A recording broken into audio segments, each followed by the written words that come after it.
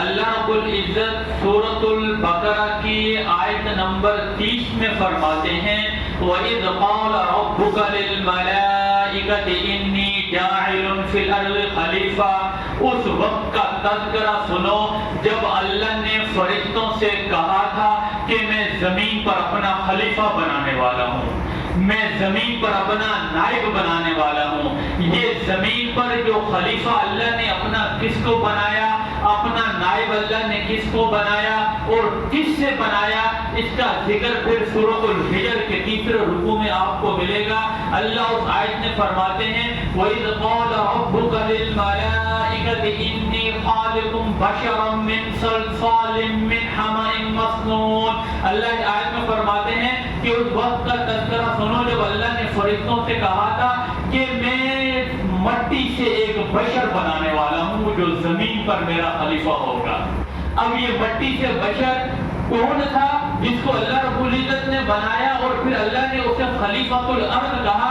وہ حضرت آدم علیہ السلام کی ذات اقدس تھی جس کا ذکر اللہ رب العزت سورۃ البقرہ میں بھی فرماتے ہیں، سورۃ الاعراف میں بھی ہے اور سورۃ الحجر میں۔ یہ واقعہ حضرت آدم علیہ السلام کا کہ اللہ رب العزت نے حضرت آدم علیہ السلام کو صلصال من حمأ مسنون کھنکھناتی ہوئی مٹی سے اللہ رب العزت نے حضرت آدم کو تخلیق کیا۔ اب تخلیق کے بعد اللہ رب العزت پھر سورۃ النساء کی پہلی آیت میں فرماتے ہیں یا ایھا الناس اتقوا ربکم الذی خلقکم من نفس واحدۃ وخلق منها زوجها۔ اے لوگوں اللہ سے ڈرو، میں نے تم کو ایک جان سے پیدا کیا اور اسی ایک جان سے اس کی بیوی کو بنایا، اس کا جوڑا بنایا۔ اور حضرت آدم علیہ السلام کی ذات ہی سے ان کی بائیں پسلی سے اللہ رب العزت نے اس کا جوڑا حضرت اماں حوا علیہ السلام کو اللہ نے پیدا کیا۔ یہ تھی تخلیق انسانیت، انسان کی ابتدا حضرت آدم علیہ السلام سے ہوئی جس کا ذکر یہ 3-4 صورتوں میں آپ کو مل جائے گا۔ اس سے آگے چلے تو اللہ رب العزت حضرت آدم علیہ السلام کے بارے میں فرماتے ہیں سورۃ البقرہ کے 4 رکوع میں وَعَلَّمَ آدَمَ الْأَسْمَاءَ كُلَّهَا۔ ہم نے حضرت آدم کو تمام چیزوں کے نام سکھا دیے۔ اب یہ کائنات میں کون سے نام سکھائے؟ مفسرین کا اس بات پہ اجماع ہے کہ جتنی کائنات میں چیزیں جو انسان کی ضروریات میں آتی ہیں، مختلف کیفیات ہیں، دکھ ہے، سکھ ہے، بیماری ہے، بھوک ہے، پیاس ہے، اور جو بھی ضروریات کی چیزیں ہیں یہ اللہ رب العزت نے حضرت آدم کو سکھائی، جس کا اللہ خود بیان کرتے ہیں وَعَلَّمَ آدَمَ الْأَسْمَاءَ كُلَّهَا۔ اللہ نے ساری چیز، اور یہ پھر علم بڑھتا آج سائنس اور ٹیکنالوجی انسان نے کیا سے کیا بنا لیا، اس کی ابتدا وہیں سے ہوئی، حضرت آدم علیہ السلام سے سکھایا اللہ رب العزت نے۔ پھر اللہ نے جب یہ نام یاد کرا دیا حضرت آدم کو، اب اللہ رب العزت حضرت آدم کا ٹیسٹ لیتے ہیں، امتحان۔ اللہ کہتے ہیں قال یا آدم انبئہم باسمائہم، اے آدم اب تمام چیزوں کے نام بتاؤ۔ حضرت آدم نے ساری اسی آیت میں موجود ہے سارے نام جو اللہ نے جو دنیا میں جو کائنات کی اشیاء ہیں، ضروریات کی اشیاء ہیں، سارے نام حضرت آدم نے جو ہے وہ بتا دیے۔ اب اس سے آگے چلے تو اللہ رب العزت نے حضرت آدم کو جب بنا لیا تو اب اللہ نے حکم دیا وَإِذْ قَالَ رَبُّكَ لِلْمَلَائِكَةِ، کہ اللہ نے حکم دیا فرشتوں کو کہ اب تم سجدہ کرو آدم کو۔ جب یہ حکم ملا رب العالمین کا کہ آدم علیہ السلام کو سجدہ کرو، تمام فرشتے سجدے میں گر کے سوائے ابلیس کے، اس نے سجدہ نہیں کیا۔ ابا واستکبر وکان من الکافرین، اس نے اللہ کی حکم عدولی کی۔ اللہ فرماتے ہیں واستکبر وکان من الکافرین، اپنے تکبر کی وجہ سے یہ کافروں میں شامل ہو گیا۔ یہ شیطان کے بارے میں اللہ فرما رہے ہیں۔ اب اس بات کو آگے تو بعد میں لے کے چلوں گا، پہلے اس بات کی وضاحت کر دوں کہ حضرت آدم علیہ السلام کو جو سجدے کا حکم دیا گیا، اور کئی لوگ سوال بھی پوچھتے ہیں، کرتے بھی ہیں، تو ساتھ ساتھ وضاحت بھی کرتا جاؤں کہ بھئی شریعت محمدی میں رب کے سوا کسی کو سجدہ نہیں ہے، تو یہ جو سجدہ پھر لوگ کہتے بھی ہیں، آپ تو کہتے ہیں لیکن حضرت آدم کو سجدہ کروایا گیا۔ اور وہ فرشتوں نے کیا. آپ تو روکتے ہیں سجدے سے کہ رب کے سوا کسی کو سجدہ نہیں کرنا, کسی بزرگ کی قبر پہ جا کے, کسی نبی کی قبر پہ جا کے. کیونکہ بخاری مسلم میں درجنوں حدیثیں موجود ہیں. حضور علیہ السلام نے فرمایا لعن اللہ الیہود والنصارى اتخذوا قبور انبیائہم مساجد. اللہ یہود و نصارہ پہ لعنت کرے, انہوں نے انبیاء کی قبروں کو سجدہ گاہ بنا دیا. بخاری مسلم میں درجنوں حدیث موجود ہیں. پھر ایک حدیث اس طرح سے آتی ہے, حضور فرماتے ہیں قاتل اللہ الیہود اتخذوا قبور انبیائہم مساجد, کہ اللہ یہودیوں کو تو تباہ و برباد کر دے, انہوں نے انبیاء کی قبروں کو سجدہ گاہ بنا لیا. اب ایک طرف تو یہ حدیثیں آ رہی ہیں, تو دوسری طرف وہ مفسرین اس آیت کی تفسیر میں لکھتے ہیں کہ یہ سجدہ رب کے حکم کو سجدہ تھا, اور سجدہ تعظیمی تھا. پہلے تھا دین محمد میں, شریعت محمدی میں سجدہ تعظیمی بھی منسوخ ہو گیا. اب رب کے سوا کسی کو سجدہ نہیں کرنا. تو یہ جو شیطان نے انکار کر دیا, واپس اسی بات پہ آتے ہیں. جب اللہ نے شیطان سے پوچھا قال ما منعك الا تسجد اذ امرتك, سورۃ الاعراف کے دوسرے رکوع کی آیت ہے. اللہ فرماتے ہیں قال ما منعك الا تسجد اذ امرتك, تجھے کس چیز نے روکا, تو نے کیوں نہیں سجدہ کیا حضرت آدم کو؟ تو اس کا جواب وہ کہتے ہیں قال انا خیر من, میں اس سے اچھا ہوں, میں اس سے بہتر ہوں. اب اس نے کیا وجہ بنائی, خلقتہ من نار وخلقتہ من طین, میں آگ سے بنا ہوں, یہ مٹی سے بنا ہے, میں اس کو کیوں سجدہ کروں؟ اب اللہ رب العزت کے آگے سے اس نے یہ جواب دیا جو سورۃ الاعراف کے دوسرے رکوع میں موجود ہے کہ خلقتہ من نار وخلقتہ من طین, یہ آدم تو مٹی سے بنا ہے, میں تو آگ کا بنا ہوں, میں اس سے اوپر ہوں, میں اس کو سجدہ کیوں کروں؟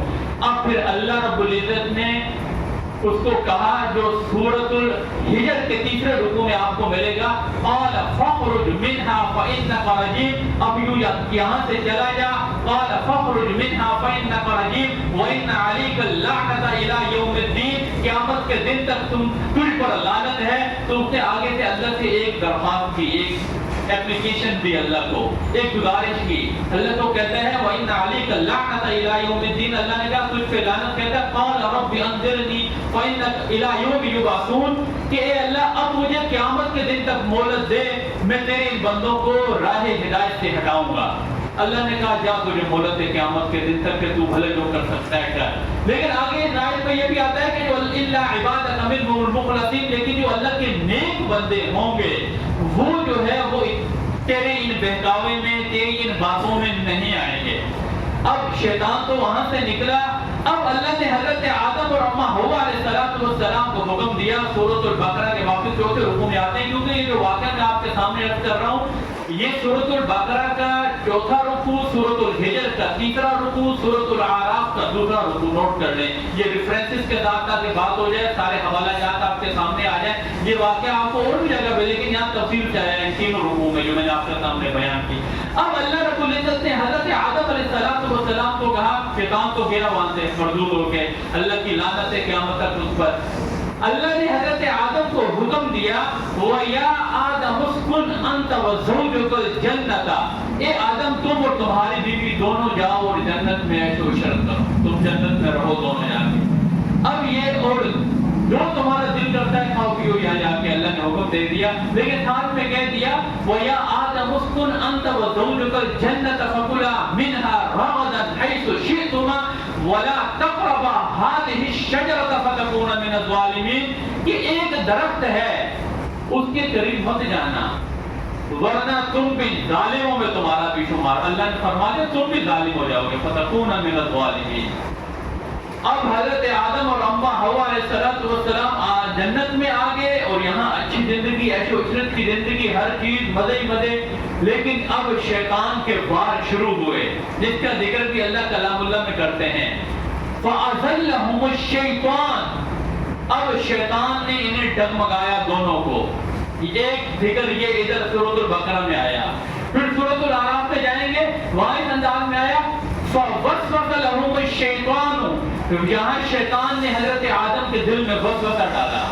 دوسری بات. تیسری بات پھر اللہ نے اسی سورۃ الاعراف کے دوسرے رکوع میں فرمایا وَقَاسَمَهُمَا إِنِّي لَكُمَا مِنَ النَّاصِحِينَ, شیطان حضرت آدم کے آگے آ کے کہتا ہے وَقَاسَمَهُمَا, قسمیں کھانے لگا انی لکما لمن الناصحین کہ بھائی میں تیرے خیر خواہوں میں سے ہوں۔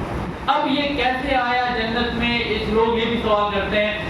مفسرین لکھتے ہیں ایسے سوالوں کی ضرورت نہیں ہے، بس جو کلام اللہ نے جو بیان کر دیا اسے سمجھو۔ اب کس شکل میں گیا، انسانی شکل میں گیا، کیسے گیا، جیسا کہ قرآن میں موجود ہے وَقَاسَمَهُمَا إِنِّي لَكُمَا لَمِنَ النَّاصِحِينَ، آپ کے کہتا ہے کہ بھائی قسمیں کھاتا ہے حضرت آدم علیہ السلام کے آگے بھائی دیکھ میں تمہارا خیر خواہ ہوں، اور انہوں نے پھر دونوں نے بات مان لی اور وہ درخت جس سے اللہ رب العزت نے روکا ہوا تھا اس درخت کا پھل کھا لیا۔ اب مفسرین لکھتے ہیں وہ جو درخت جس سے روکا تھا یہ بھی نام موجود نہیں ہے کون سا درخت تھا، دو درختوں کے نام آتے ہیں، وہ بھی صحیح سند سے صحیح روایت سے ثابت نہیں، ایک گندم کا دوسرا انگور کا۔ یہ مفسرین نے لکھا ہے، کلام اللہ میں یہ موجود نہیں ہے۔ مفسرین کی تحقیقات ہمارے سر کے تاج ہیں، دینی علوم کے ماہرین، اس لیے میں انہیں کی باتیں آگے آپ کے سامنے کوٹ کرتا ہوں۔ انہوں نے یہ بات لکھی ہے کہ ایک جو شبہ لکھا ہے کہ دو درختوں میں سے ایک ہو سکتا ہے گندم کا اور ایک انگور کا، لیکن یہ بھی کنفرم نہیں ہے، صحیح سند سے یہ بھی بات ثابت نہیں ہے۔ بہرحال اللہ نے جس درخت سے روکا تھا ان دونوں نے اس کا وہ پھل کھا لیا۔ اب جب پھل کھا لیا تو اللہ نے کہا کہ اب تم بھی یہاں سے نکل جاؤ، کیونکہ تم بھی ظالموں میں تم بھی بن کے تم نے اللہ کی حکم عدولی کی۔ اب جب حضرت آدم کو بھی جنت سے نکال کے زمین پر بھیج دیا گیا، لیکن حضرت آدم سے جو خطا ہوئی ان کے دل میں ندامت تھی، پشیمانی تھی، پریشانی تھی۔ تو اس لیے اکثر کہتے ہیں نا جو بندہ غلطی کر کے اسے ندامت ہو جائے پر اس پہ پشیمانی ہو وہ ہے انسان، جو خطا کرنے کے بعد غلطی کرنے کے بعد اس پر ڈھیٹ بن جائے تو وہ ہے شیطان۔ شیطان ڈھیٹ بن گیا تھا، اگر اللہ کے آگے سے توبہ نہیں کی تو اللہ نے قیامت تک کے لیے اس پر اللہ کی لعنت ہے اور وہ مردود ہے۔ تو اب حضرت آدم علیہ السلام کے دل میں پریشانی اور پشیمانی تھی کہ میں نے غلط کیا ہے، اللہ کی حکم عدولی کی ہے، اللہ نے جس درخت سے روکا تھا میں نے اس درخت کا پھل نہیں کھانا تھا جبکہ میں کھا چکا ہوں۔ تو اب آگے سورۃ البقرہ کے چوتھے رکوع میں آتا ہے جو پشیمانی کی وجہ سے، پریشانی کی وجہ سے تو حضرت آدم کے دل میں تھی، اللہ فرماتے ہیں فَتَلَقَّى آدَمُ مِن رَّبِّهِ كَلِمَاتٍ فَتَابَ عَلَيْهِ، اللہ نے انہیں توبہ کے کلمات سکھا دیے، سکھایا اللہ ہی نے، کیونکہ پریشانی دل میں تھی کہ بھائی غلط کر بیٹھا ہوں، اللہ نے جس چیز سے روکا تھا وہ کام کر بیٹھا ہوں۔